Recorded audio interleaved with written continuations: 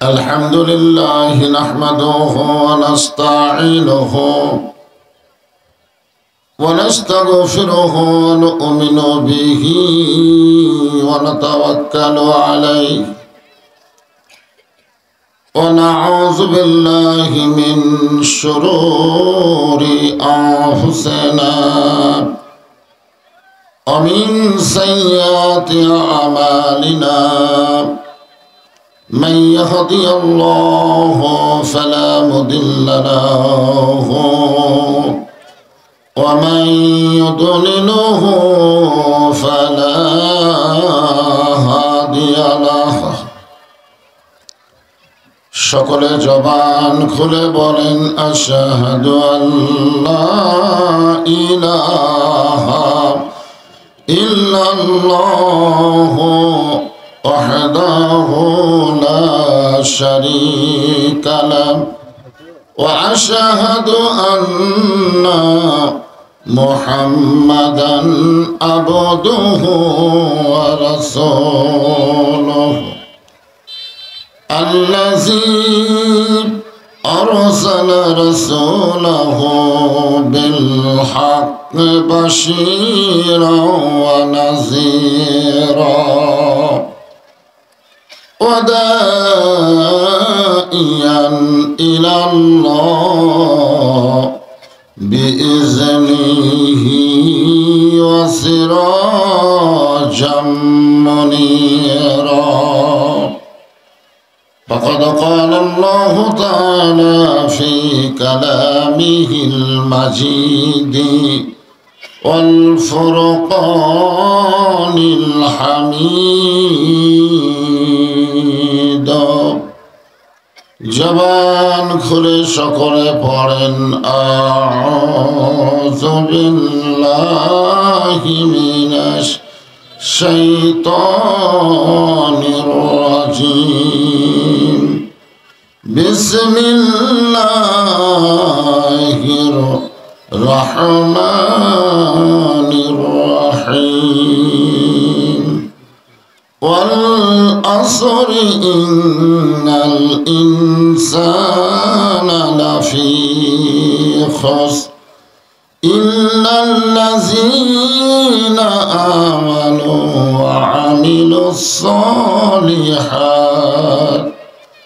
وعملوا الصالحات وتواصوا بالحق وتواصوا بالصبر إن الله وملائكته يصلون على النبي يا أيها الذين آمنوا صلوا عليه وسلموا تسليما اللهم سيدنا مولانا ولا آل سيدنا شفيعنا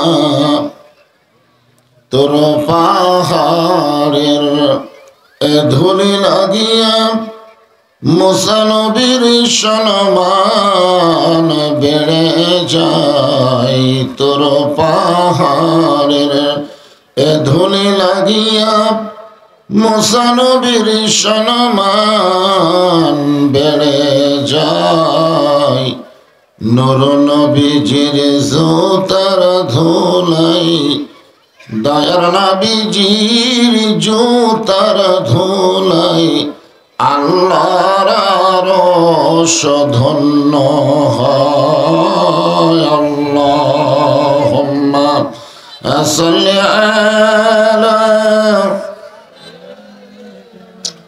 মাওলানা মুহাম্মদ ওয়া আলা আলি সাইয়্যিদিনা शफीआना मशरक हुब्ब मोहम्मद সকলে বলি সাল্লাল্লাহু আলাইহি ওয়াসাল্লাম मतलाए दीवाने माँ मतलाए खुर्शीद इश्कास सीनाए सुजाने माँ बलगल उला बिकमालिही कशफत दुजा बिजमालिही हसनत जमीओ खसालिही सल्लो अलैहि व आलिही ला इलाहा इल्लल्लाह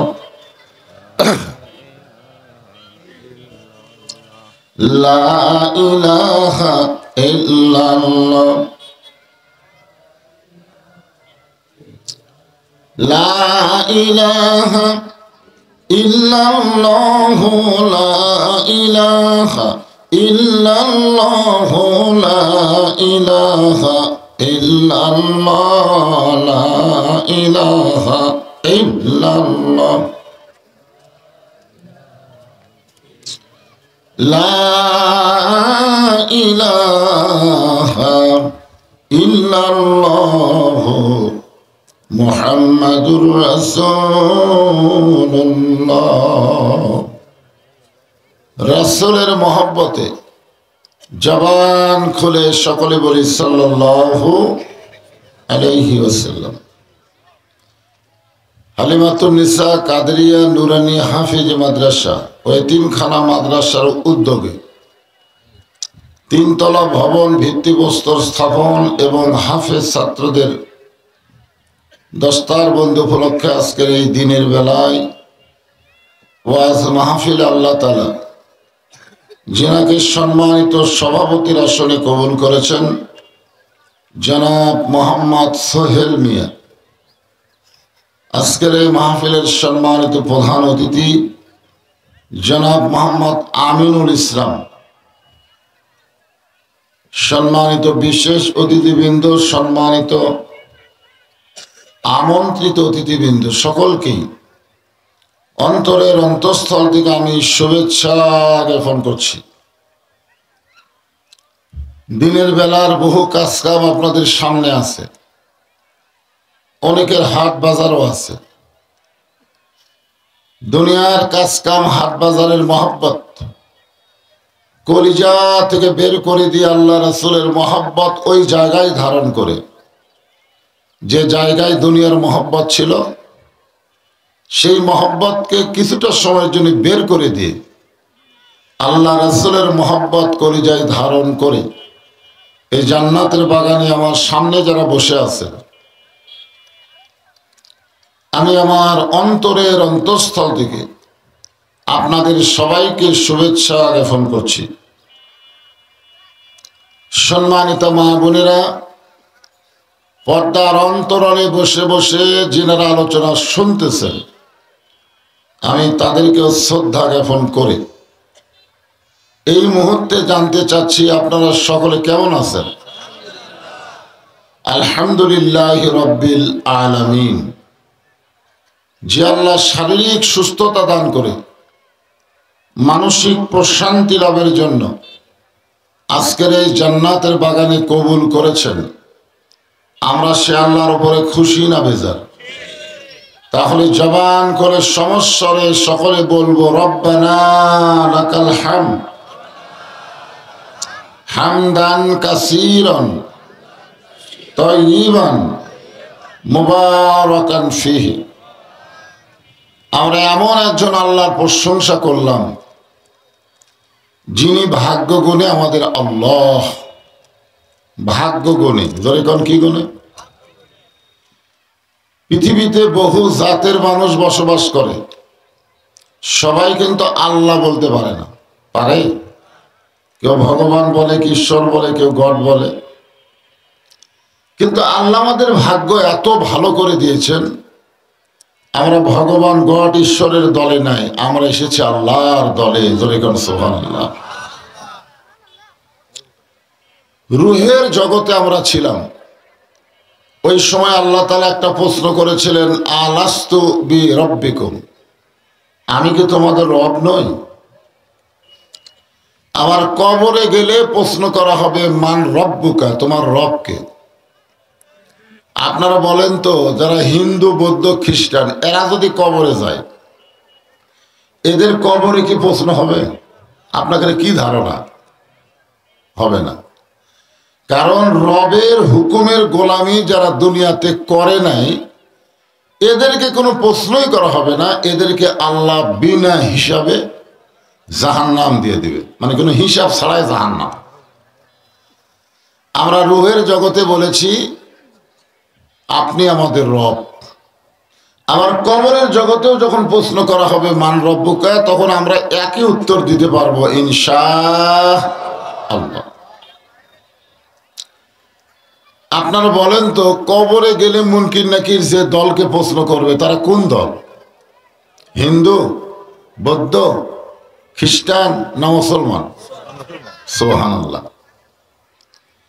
আল্লাহ কোরআনে ইরশাদ করেছেন, অমাইয়াবতাগি গায়রাল ইসলামা দীনান ফালা ইউকবালা মিনহু। ইসলাম ছাড়া অন্য কোনো ধর্ম কেউ যদি গ্রহণ করে, হিন্দু বলেন, বৌদ্ধ বলেন, খ্রিস্টান বলেন, ইহুদি বলেন, যত ধর্মে আছে, আল্লাহ বলেছেন লা ইউকবালা মিনহু, সেই ধর্মগুলো কবুল করা হবে না।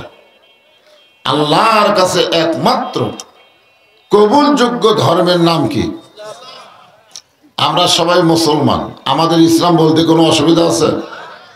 তাহলে আল্লাহর কাছে একমাত্র কবুলযোগ্য ধর্মের নাম কি? আর সেই ইসলামের ভিতরে জন্ম নেওয়া আমরা মুসলমান। আলহামদুলিল্লাহ, শুকরিয়া আদায় করার দরকার আছে না নাই? আমাদেরকে আল্লাহ তাআলা এমন একটা নবীর উম্মত করে দুনিয়াতে প্রেরণ করছেন। আমি মাঝে মধ্যে আয়নার সামনে দাঁড়ায়া আমার এই হাতটা কপালে নিয়ে একটা চুমা খাই। তো এইটা আমার ছোট মেয়ে দেখছে, দেখে ওর মায়ের কাছে কইছে, আব্বা কি পাগল হয়ে গেল নাকি, নিজের কপালে হাত দিয়ে চুমা খায়। আমার বউ আমারে কইল এরকম করার কারণ। বললাম এরকম করার কারণ হলো, আমার মতন ভাগ্যবান কেউ নাই, আল্লাহ আমাকে বিশ্ব নবীর উম্মত হিসাবে কবুল করেছেন। যেই নবীর উম্মত হওয়ার মধ্যে কি লাভ? আল্লাহ রাসূল বলেছেন, তোমরা দুনিয়াতে যত পাপই করো কোনো সমস্যা নাই, খালি ঈমানের সাথে যদি কবরে আসতে পারো, আমি রাসূল তোমাকে আল্লাহর কাছ থেকে জাবিন করে জান্নাতে পৌঁছায় দেব। এজন্য একটা গান আছে, আসেন আমার মুক্তার, আসেন আমার ব্যারিস্টার, শেষ বিচারের হাইকোর্টেতে তিনি আমায় করবেন পার, আমি পাপী রাসূল জাবিনদার। এই রজব মাসে আল্লাহ তাআলা আমাদের নবীকে আল্লাহর আরশে নিয়ে গিয়েছিলেন, ঠিক কিনা বলেন? এই নিয়ে যাওয়ার ভিতরে আল্লাহ তাআলা রাসূলকে জান্নাত দেখার সুযোগ দিলেন। জান্নাত দেখার ওই সময় একজন ফেরেশতা নবীর সঙ্গে ছিল, তার নাম হলো জিবরাইল। যারা বলেন তার নাম কি? ফেরেশতা জিবরাইল বললেন, হে রাসূলুল্লাহ, আপনি যদি জান্নাত থেকে বের না হন, আল্লাহ আপনাকে জান্নাত থেকে বের করে দিবে না।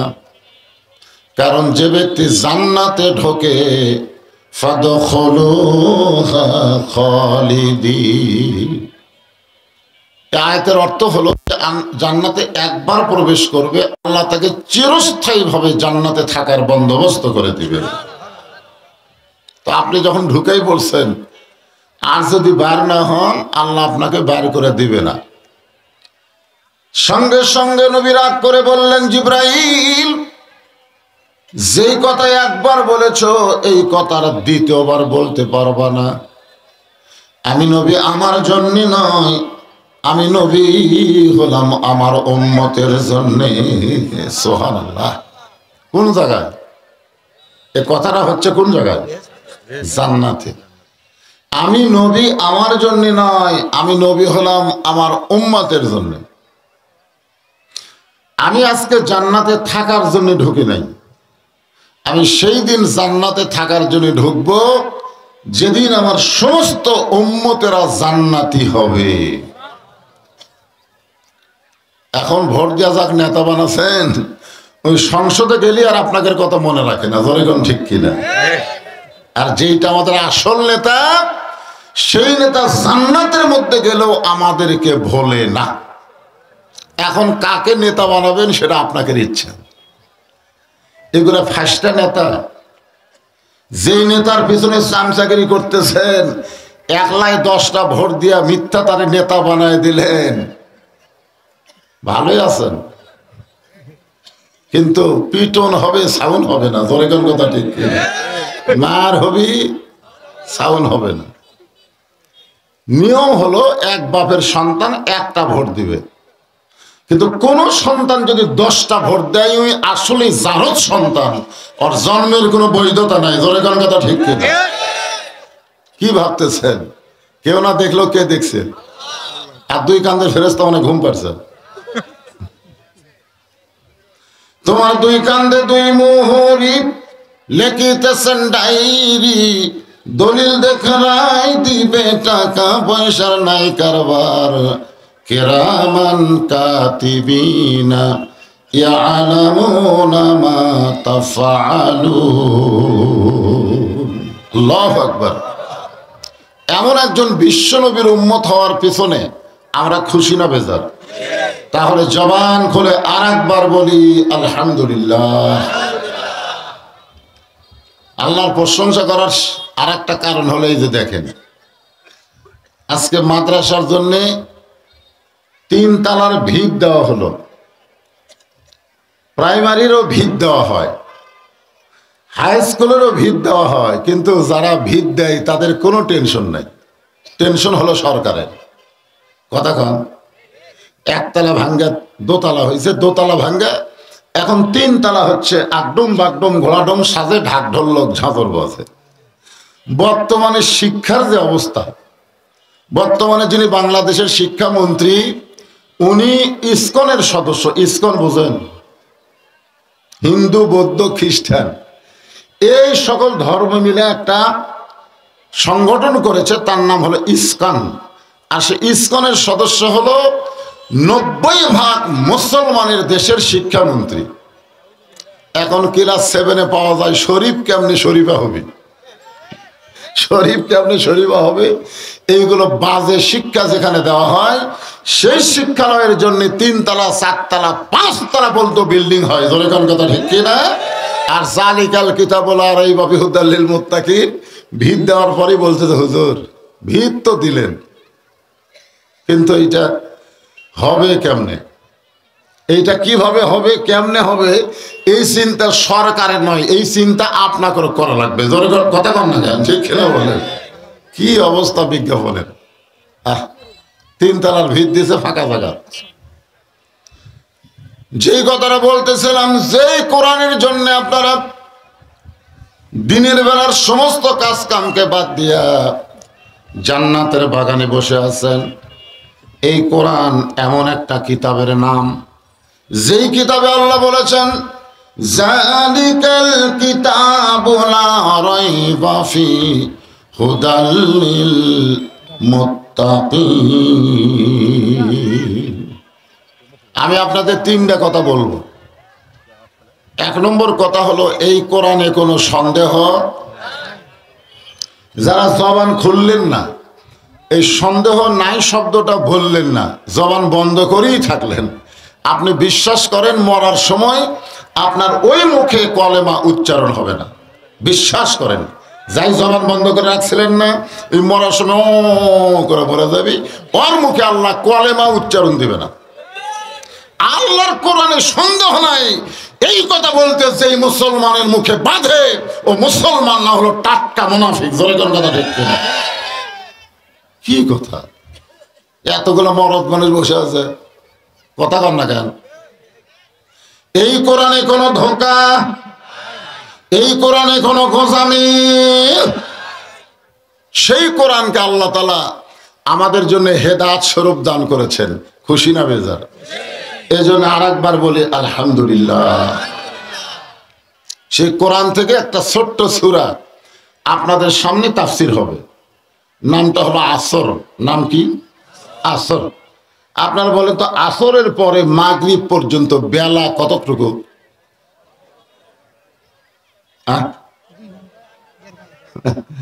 যাই হোক, খুব লম্বা সময় না।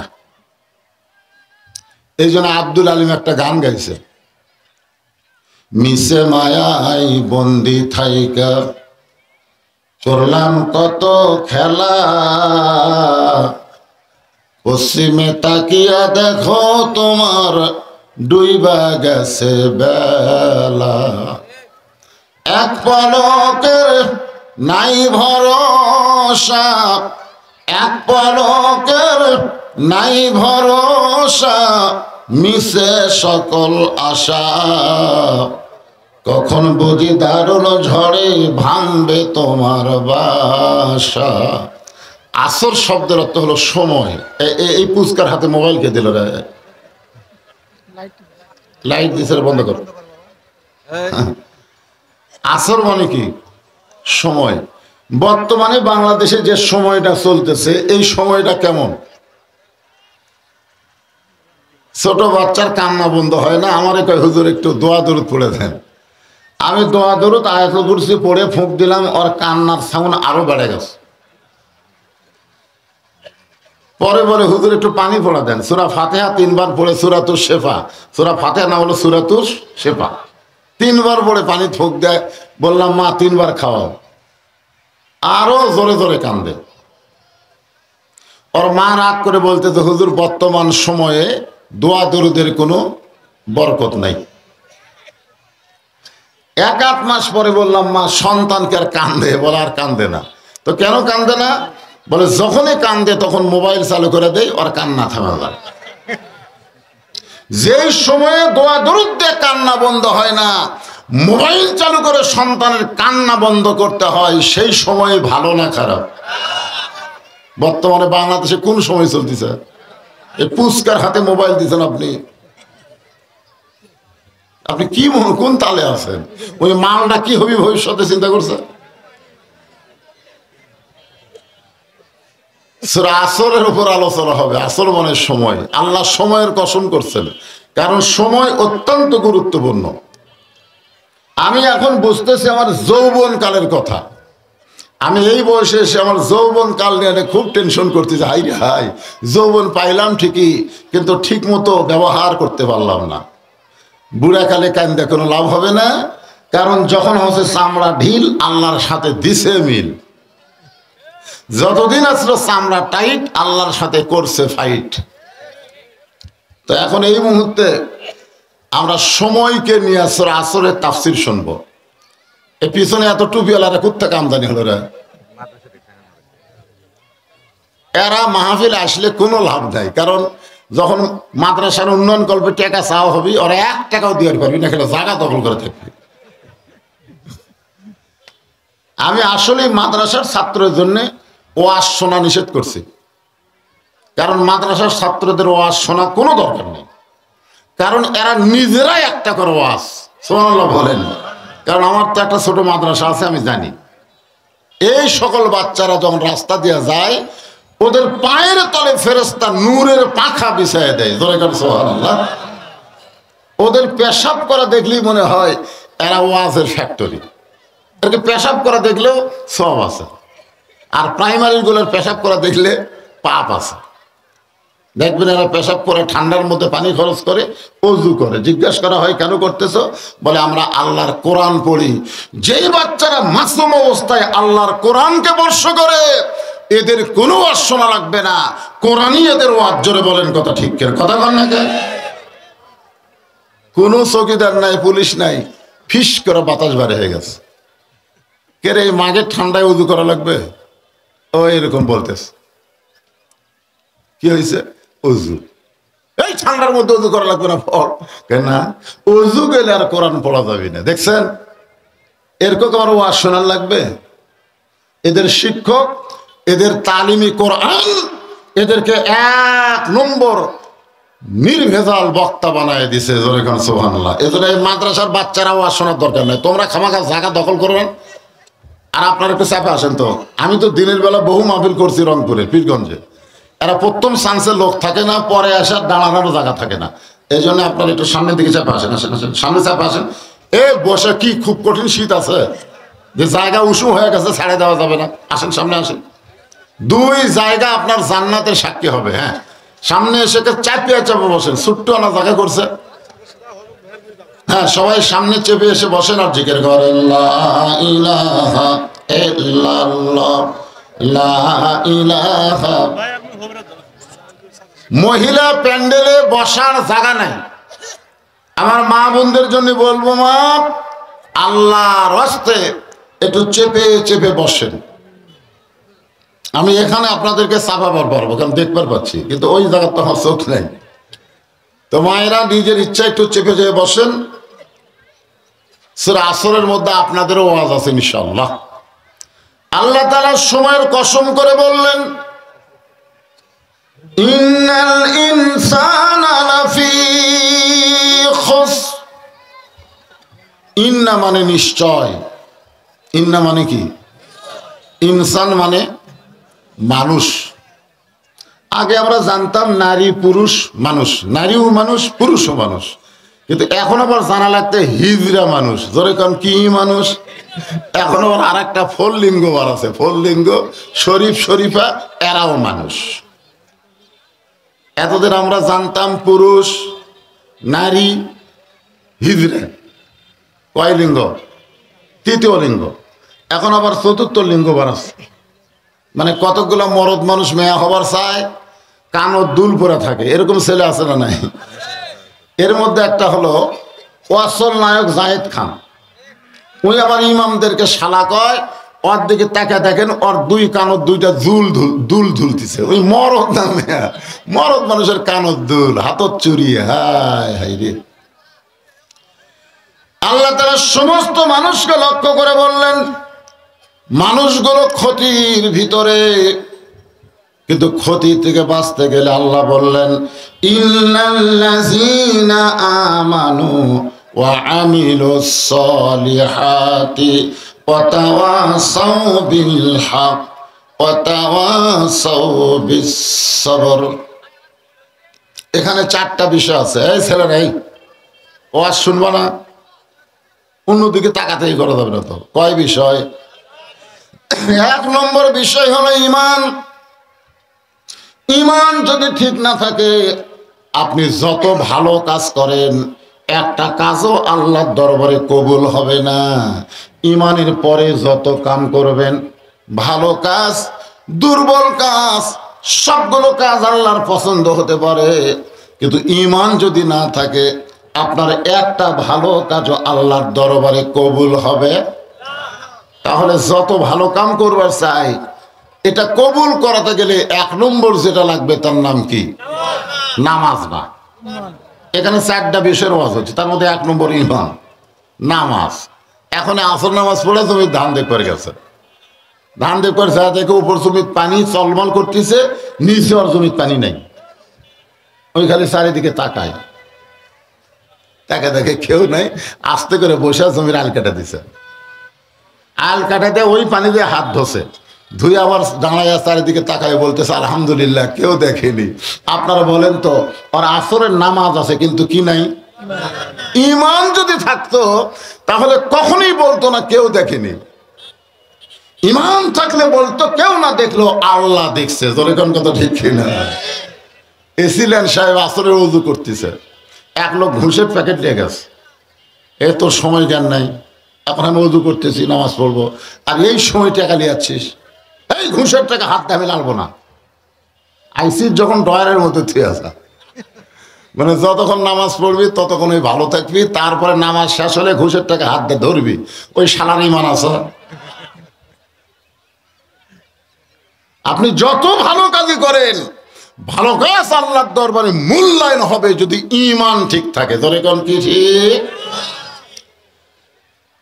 আল্লাহর নবীর চাচা আবু তালেবের মতন ভালো মানুষ কিয়ামত পর্যন্ত পাওয়া যাবে না। আল্লাহর নবী বলেছেন মায়ের পেটে আমি এতিম ছিলাম, কিন্তু দুনিয়াতে আসার পরে আমি এতিম ছিলাম না। সাহাবারা জিজ্ঞাসা করলেন, ইয়া রাসূলুল্লাহ, মায়ের পেটে থাকতে আপনার বাবা মরে গেল, দুনিয়াতে আসার পরে আপনি এতিম ছিলেন না কেমনে? নবী বললেন, ভাগ্য গুণে আমাকে আল্লাহ একটা চাচা দিয়েছিল, যে চাচার নাম হলো আবু তালেব। আমাকে এমন ভাবে লালন পালন করেছে, আমার বাবা নাই এটা নবী আমি কোনোদিন বুঝতে পারি নাই। সাহাবীরা শোনো, আমার চাচা না খাইয়া আমারে খাওয়াইছে। একদিন খাবার বসে চাচার ভাগ্যে খাবার নাই, কিন্তু এখন চাচি আমার বাতি লিভাইয়া দিয়ে আমার সামনে খাবার দেয়। চাচার বাড়িতে কোনো খাবার নাই, কিন্তু চাচা খালি খাবার শব্দ করতেছে। আমি চিন্তা করলাম, আমি খাই চাচাও খাই। হঠাৎ আমার কপালে একটা হাত মারলাম, হাতটা টান দিলাম, আমার নূরের আলো দেখতে পাইলাম চাচার থালিতে কোনো খাবার নাই। আমি চাচার বুকে ঝাঁপতে বললাম, চাচা আপনি নিজে না খাই আমারে খাওয়াইতেছেন। আবু তালেব বেটারে, তুই খাইলি আমার খাওয়া হয়। এত দরদ দিয়া যেই চাচা আমাকে ভালোবাসলো, ঈমান না থাকার কারণে আমার সেই চাচাকে আল্লাহ জাহান্নাম দিবে। তার মানে কি বুঝলেন? যত ভালো কামই করেন, নবীরে কোলে কাকালে নিছে, না খাইয়া নবীরে খাওয়াইছে। যখন নবীকে 2.5 বছর মক্কার কাফেররা বন্দি করলো, আবু জেহেল বলল, আবু তালেব তুমি তো আমাকে দলের লোক, তোমার এতিম ভাস্তার সাথে না থাকে আমাদের সঙ্গে থাকো। আবু তালেব বলল, জীবন যাবে, আমার ভাস্তাকে ছেড়ে আমি এক রাতও থাকতে পারবো না। জোরে কোন সুবহানাল্লাহ। কিন্তু খালি কি নাই, যার কারণে কোথায় যাবে? জাহান্নামে যাবে। এই জন্য ভাইজান, ইমানটা খুবই গুরুত্বপূর্ণ। বাংলাদেশের অধিকাংশ মানুষেরই ইমান নাই। ইমান যদি থাকতো তাহলে অন্যায় অপকর্ম করে ক্ষমতার চেয়ারে বসার চেষ্টা করতো না। ধরেছেন কথা ঠিক কিনা? কারণ ইমান কি বলে, ইমান কি কয়, ইমান কি কয় শোনেন। সাহাবারা জিজ্ঞেস করলেন, রাসূলুল্লাহ মা হুয়াল ইমান, ইমান মানে কি, ইমান কি? আল্লাহ রাসূল বললেন, ইকরার বিল লিসান, তাসদিক বিল জানান, আমল বিল আরকান, এরই নাম হলো ঈমান। এখানে কয় কথা কইছে? একটা হলো জবানে বলতে হবে লা ইলাহা ইল্লাল্লাহ, আর 2 নম্বর হলো তাসদিক বিল জানান। খালি জবানের মধ্যে রাখলে হবে না, এটা কলিজার মধ্যে ঢুকাতে হবে। কলিজার মধ্যে যখন ঈমান থাকবে, ওই মানুষের কাছে জীবনের চাইতে ঈমানের গুরুত্ব বেশি হবে। 2-1 ঠিক করলো, বাদ বাকি কথা হয় না। আপনার সত্যি করে বলেন তো, আপনার কাছে জীবনের দাম বেশি না ঈমানের দাম বেশি? ঈমানের। এই ভোটের আগে বুঝলেন, আমাদের বগুড়া যে ধরপাকড় শুরু হলো না, সব বাড়ি ঘর ছাড়িয়ে কেউ আলুর বাগুড়ের মধ্যে, কেউ বাঁশাড়ার তলে, আবার 2-1 মাটির গর্ত করে কবর বানাচ্ছে। কবরের মধ্যে খের দিয়া তার উপর কম্বল দিয়ে লুকা থাকে। পুলিশেরা ধার দেয় ঘরে, কিন্তু বুঝবার পারে না। একজন লোক বুকে থাপা দিয়ে বলতেছে, রে পুলিশ যতই ঘর, এমন জায়গা লুকাছি আমার ধরবার পারবো না। এই কথা বলে বেটা ঘুমাইছে।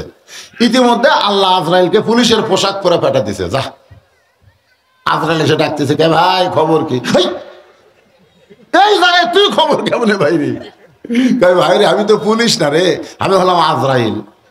তখন লোকটা আফসোস করে বলে, আমার ঈমান এত দুর্বল হয়ে গেছে, পুলিশ ধরার ভয়ে আজরাইল ধরার কথা আমার মনেই নেই। বর্তমানে বাংলাদেশে আমাকে আজরাইল ধরবে এ কথা আমাকে মনেই নাই, খালি পুলিশ ধরবি, পুলিশ খালি ধরবি। যারা প্রকৃত ঈমানদার তাদের পুলিশ ধরার চাইতে আজরাইল ধরার কথা প্রত্যেকটা ধাপে ধাপে মনে হবে। জোরে করে কথা ঠিক কিনা? আজরাইল কখন ধরবে, কোন সময় ধরবে, কোন বয়সে ধরবে, আপনারা একজন বলেন তো। হ্যাঁ, কোন দল করলে আজরাইল ধরবে না আর কোন দল করলে ধরবে? বাংলাদেশে আওয়ামী লীগ করলে পুলিশ ধরবি না। জোরে কোন কথা ঠিক কিনা? আমি আওয়ামী লীগ, যদি কোন বিএনপি যাবো ওরে বাপ, কিন্তু আজরাইল বলেন তো কোন দল করলে ধরবি না? তার মানে তুমি যে দলই করো, সরকারি দল করো আর বিরোধী দল করো, তুমি সেনাপতি হও, তুমি প্রধানমন্ত্রী হও, তুমি ফকির হও, তুমি যাই করো, সময় হলেই তোমাকে ধরা হবে। জোরে কথা ঠিক কিনা? তো যদি ধরা হয় কয়জনের ঈমান আছে? তাসদিক বিল জানান, কলিজার মধ্যে জায়গা দেওয়া লাগবে। আল্লাহ রাসূল বলেছেন, আমি আজরাইলকে এত নিকটে মনে করি, এক নামাজ পড়ার পরে আর এক নামাজ পর্যন্ত বাঁচব কিনা সেই সময়ও আমি ভাবতে পারি না। আল্লাহর নবী রে! আর আমরা তো নিজের চেহারার দিকে তাকায় আর চিন্তা করি না, ভালোই তো আছি। আমার দাদা এখনো ঘুরতেছে, বাপ তো দৌড়াদৌড়ি করতেছে, আর আমি বেটা আজরাইলের সাইজ মতো আসবি, দাদা বাপ তারপরে আমি। কি সিরিয়াল তাই মনে করতেছেন? এই জন্য একটু মনোযোগ দিয়ে শুনবেন কথাগুলো। ইমানের শেষ বিষয় হলো আমল বিল আরকান। আল্লাহ রাসূল বলেছেন ঈমান অনুযায়ী আমল করা লাগবে। ঈমান অনুযায়ী যদি আমল করতে চাই, যত আমল আছে, 1 নম্বর আমলের নাম হলো নামাজ। যেরকম 1 নম্বর আমলের নাম কি? যদি কেউ নামাজ না পড়ে, রাসূল বলেছেন লা সালাতা লা ঈমানা, যার নামাজ নাই তার ঈমান। জোরে বলা লাগবে। বাইনাল আবদি ওয়াল কুফরি তরকুস সালাত। বান্দা আর কাফেরের মধ্যে পার্থক্য করার জিনিসটার নামই হলো নামাজ। যারা নামাজ পড়বে তারা হবে আল্লাহর বান্দা, আর যারা নামাজ পড়বে না তারা হলো কাফের। এইখানে যারা জোহরের নামাজ বাদ দেওয়া শুনতেছেন, এরা কি মুসলমান না কাফের? না আমার কথা না রাসূলের কথা? এখন কারা কারা জোহর পড়েননি সেটা আপনারা জানেন, আমাকে জানার দরকার নেই।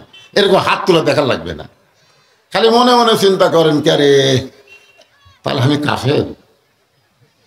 আল্লাহ রাসূল বলেছেন মান তারাকা সালাতু মুতাম্মিদান ফাকাদ কাফারা। ফাকাদ কখন বসে? হ্যাঁ কি ভাই আলেবেরা? যে ব্যক্তি 1 ওয়াক্ত নামাজ ইচ্ছা করে বাদ দিল, সে অবশ্যই কাফের হয়ে গেল, অবশ্যই। এখন নামাজ না পড়ে যদি আপনি মরেন, মনে করেন ইচ্ছা করে জোর নামাজ না পড়ে আসর রাখতে আপনি মরে গেলেন, আয় আয় এখন দোয়া করে আল্লাহ আল্লাহকে তো চাপা জুতে পড়া লাগবে। যে লোকটা আমার গাদ্দারি করে মরে গেল, এর জন্য তোরা হাত তুলিস কেমনে? বেনামাজের জন্য তারা দোয়া করবে, দোয়া করার সঙ্গে সঙ্গে আমল নামায় 1 হুকবা পরিমাণ পাপ হবে। 1 হুকবা সমান উট পাহাড়ের সমান। একটা বেনামাজে মরে গেলে তার জন্য কোনো দোয়া করা যায় না, তার জন্য ইন্নালিল্লাহ পড়া যাবে না, আলহামদুলিল্লাহ পড়া লাগবে। আলহামদুলিল্লাহ। বর্তমানে বাংলাদেশে কিছু মানুষ মরে গেলে দেখবেন ফেসবুকে বলে আলহামদুলিল্লাহ, বলে কি বলে না ভাইজান? কেন কর? একটু মনোযোগ দিয়ে শুনবেন। 1 নম্বর হলো নামাজ। ঈমানকে রক্ষা করতে গেলে যত আমল লাগবে তার মধ্যে 1 নম্বর হলো নামাজ। এই রজব মাসে আল্লাহ তাআলা আমাদের নবীকে 5 ওয়াক্ত নামাজ দিয়েছে। ধরে বলেন কয় ওয়াক্ত? 5 ওয়াক্ত নামাজ। 5 ওয়াক্ত নামাজের মধ্যে 3 ওয়াক্ত খুব ঘন ঘন পড়া হয়। তার মধ্যে একটা হলো আসর, তারপরে মাগরিব, তারপরে এশা। দেখবেন অল্প সময়ের মধ্যে 3 ওয়াক্ত নামাজ শেষ হয়ে যায়। 2 ওয়াক্ত নামাজ আল্লাহ লম্বা করে দিছে। এশা থেকে ফজর, ফজর থেকে জোহর, এই 2 ওয়াক্ত লম্বা করার কারণ কি? রাসূল বললেন ফজরের নামাজ পড়ে জোহর অনেক দেরি করে দেওয়ার পেছনে কারণ হলো ওই সময় মানুষ খেতে খামারে কাজ করবে, ব্যবসা বাণিজ্য করবে, চাকরি বাকরি করবে। এইগুলো কাজ কাম করতে গেলে তার দেহের যে ক্ষয় হবে, যে ক্ষয় হয়ে যাবে, ওই ক্ষয়টা পূরণ হবে। এশা থেকে ফজর লম্বা সময় দেওয়ার কারণ ওই সময়ের মধ্যে ঘুম পাড়বে, ওই ক্ষয়টা আল্লাহ ঘুমের মধ্যে পুরা করে দিয়ে দিবে। আল্লাহ রাসূল বলেন ফজরের নামাজ জামাতে তারাই পড়তে পারবে না যাদের মধ্যে নেফাকি বেশি আছে। যারা ফজরের নামাজ জামাতে পড়ে না, বাড়িতে পড়ে, এরা হলো মুনাফিক। জোরে বলেন এরা কি? এরা হলো মুনাফিক। মুনাফিকেরাই ফজরের জামাত মিস করে। আর একটা হলো এশার জামাত। এই 2 জামাত তারাই মিস করে যাদের মধ্যে নিফাকি বেশি থাকে। 5 ওয়াক্ত নামাজ যারা জামাতে আদায় করবে, আল্লাহ রাসূল বললেন 5 ওয়াক্ত নামাজ জামাত আদায় করে ওই ব্যক্তি যখন মরে যাবে, মরার পরে মুনকির নাকির কবরে গিয়ে যখন বলবে মান রব্বুকা, তোমার রবকে, ওই ব্যক্তির ঘুম আল্লাহ ভাঙ্গাইয়া দেবে না। ওই ব্যক্তি ঘুমের মধ্যে থাকবে। ওই ব্যক্তির পক্ষে নামাজ দাঁড়িয়ে বলবে রে মুনকির নাকির, কাকে রব সম্পর্কে প্রশ্ন করতেছ? যেই লোকটা মসজিদের মধ্যে ঢুকলেই নিয়ত করার সঙ্গে সঙ্গে বলে আলহামদুলিল্লাহি রব্বিল আলামিন, যেইটা লোকটা রুকুতে গিয়ে বলে সুবহান রব্বিল আযীম, যেই লোকটা সিজদায় গিয়ে বলে সুবহান রব্বিল আলা, দুনিয়ার জীবনে এতবার রব রব করে সে কবরে কেবল ঘুমাইছে, আর তাকে রব সম্পর্কে প্রশ্ন করতেছিস, তোদের কি হুঁশ আক্কেল নাই? মুনকির নাকির বলে আল্লাহ তোমার বান্দাকে রব সম্পর্কে প্রশ্ন করার সাথে সাথে নামাজ যে খেপা খেপছে, আল্লাহ আমরা কি করব? আল্লাহ বলে মুনকির নাকির শোন, আমার যেই বান্দা দুনিয়াতে নামাজ পড়িয়া কবরে আইছে, ওদের রবের উত্তর দেওয়া লাগবে না, ওদের রবের উত্তর কবুল হয়ে গেছে। আর 1 নম্বর উত্তর যদি কেউ দিবার পারে, বাকি 2টা উত্তর আল্লাহ তার জন্য সহজ করে দিবে। এখন আপনারা বলেন, কবরে 3টা উত্তর দিবার পারলে ওই ব্যক্তির কবর থাকবে না, ওই ব্যক্তির কবরকে আল্লাহ জান্নাতের বাগান বানায় দিবে। ওই ব্যক্তির কবর থেকে জান্নাত থেকে একটা দরজা আসবে, ওয়ালা তাশতাহি আনফুসুকুম, ওই কবরবাসী যা মন চাইবে তাই করতে পারবে। ধরে কোন সুবহানাল্লাহ। খালি সুবহানাল্লাহ কইলে হবে না। এখন বলেন নামাজের দরকার আছে না নাই? বর্তমান প্রধানমন্ত্রী এই নামাজের জন্যই 564টা মসজিদ বানাচ্ছে, নাম দিয়েছে মডেল মসজিদ। প্রধানমন্ত্রী ইচ্ছা করলে 564টা সিনেমা হল বানাবার পারতো না? বর্তমান যুবকের যে চাহিদা আর শাকিব খানের যে পাগল, 564টা সিনেমা হল না বানায় প্রধানমন্ত্রী 564 মসজিদ বানায় বুঝিয়ে দিল বর্তমান প্রধানমন্ত্রী নামাজের পক্ষের মানুষ। জোরে কোন কথা, ঠিক কথা কন না কেন? নামাজের পক্ষের মানুষ। আমাদেরকে তো আল্লাহ পৃথিবীর বহু দেশে যাওয়ার তৌফিক দিয়েছে, কিন্তু কোন দেশের প্রধানমন্ত্রী এত মসজিদ বানাচ্ছে এখন পর্যন্ত পৃথিবীর কেউ বলতে পারবে না যে এটা আমাকে প্রধানমন্ত্রী করছে। আমি প্রধানমন্ত্রীর কাছে একটা অনুরোধ করব যে আপনি যখন এত মসজিদ বানালেন, তাহলে আপনি নামাজের পক্ষেরই মানুষ। তো নামাজের পক্ষের মানুষ যদি হন, তাহলে খালি মসজিদ বানালে হবে না, মসজিদ বানানোর সাথে সাথে নামাজের বিলটা, নামাজ পড়ার বিল, আদায়ের বিল, এটা সংসদে পাশ করা লাগবে। ধরে কোন কথা, ঠিক না? যে আজান দেওয়ার পরে মসজিদ বাদ দেওয়া যারা বাইরে ঘরে, আজান শোনার পরেও মসজিদে না ঢোকার পরে যারা বাহিরে ঘরে, এরা যদি মুসলমানের বাচ্চা হয়, তাহলে এদেরকে পাছার কাপড় খুলে, পাছার কাপড়ের উপর মারা যাবে না, কাপড় খুলে 10টা করে বাড়ি। আমি পুলিশদের বলবো, ভাই আলেমদের ধরার দরকার নাই, ওই জালেমদেরকে তোমরা ধরো যারা আজান শোনার পরে মসজিদে যায় না।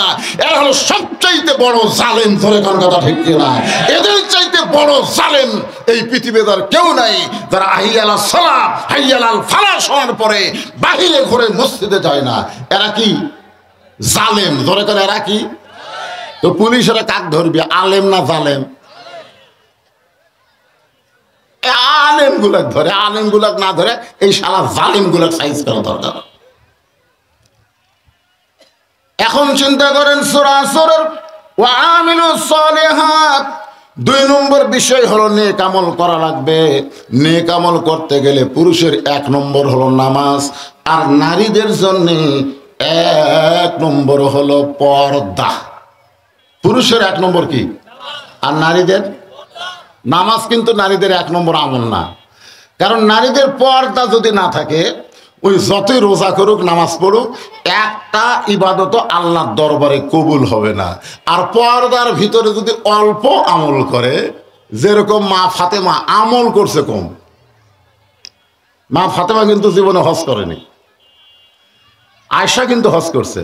নবীর বিবি আয়েশা হজ করছে, 6 লক্ষ হাদিসের হাফেজ, কিন্তু জান্নাতি নারীদের নেত্রী হওয়ার পারেনি।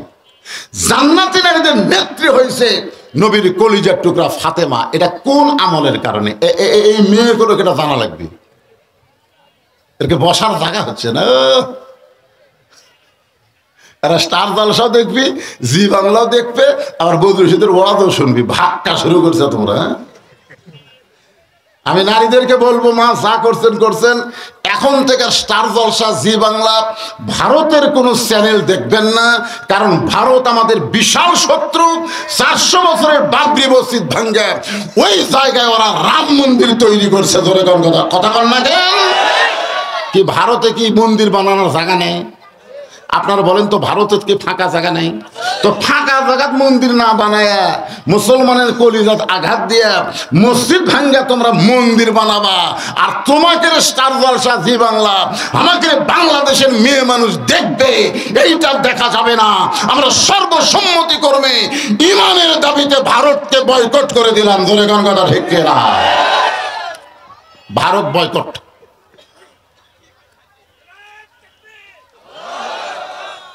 একজন পিছন থেকে তকবির দিল, আর এরা মনে করলো ওইবার জামাতের লোক রে।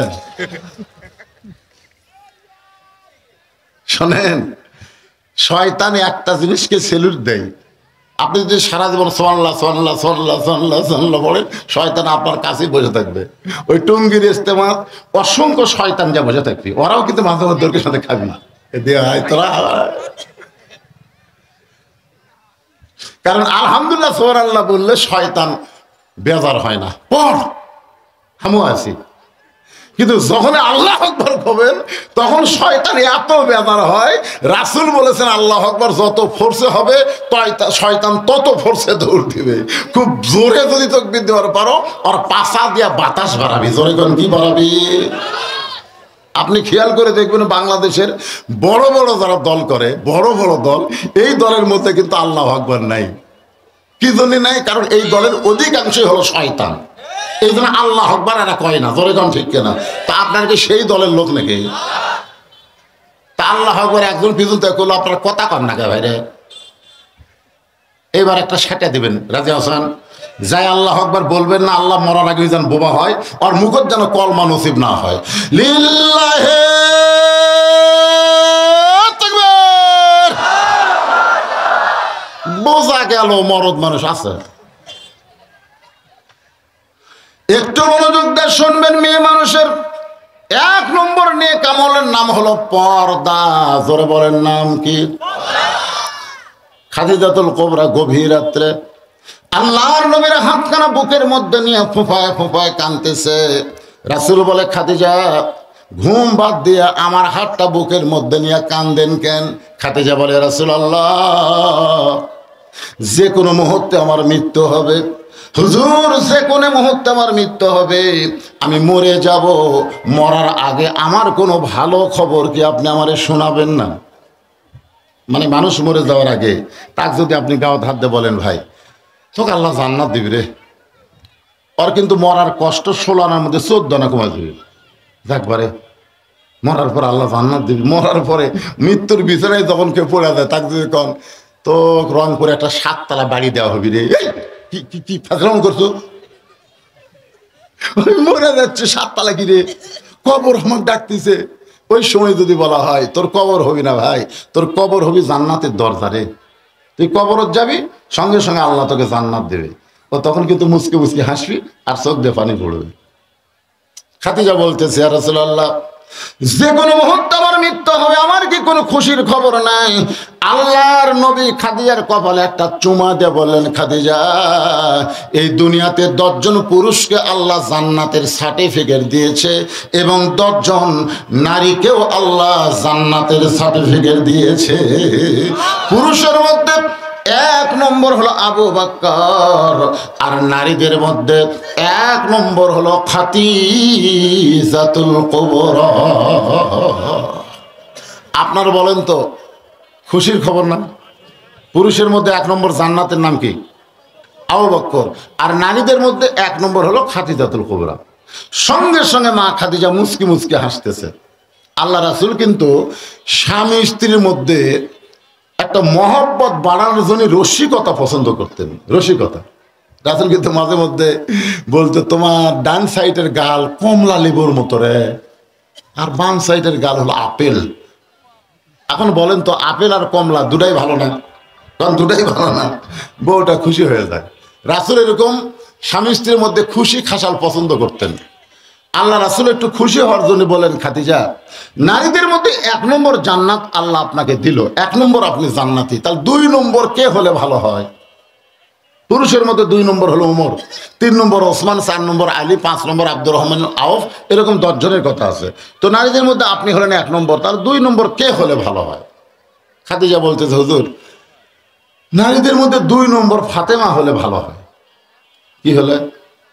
ফাতেমা। নবী চমকে করে বললেন, খাদিজা, আল্লাহ আপনাকে 4টা মেয়ে দিতে, 4টা, রোকেয়া, কুলসুমা, জয়নাব আর ফাতেমা। তো অন্য 3টার নাম না কয়া এই ফাতেমার নাম করলেন কেন?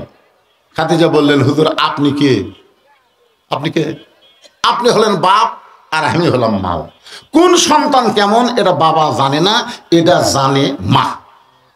আজকে যেই ছেলে দৌড়াদৌড়ি করে, কোরআনের মাহফিলে বসে না, রমজান মাসে হোটেলের দরজাত কালো পর্দাটা ভিতরে খায়, এই ছেলেটা এমন নষ্ট কেন হলো, এটা কিন্তু বাবা বলতে পারবে না, এটা বলতে পারবে তার মা।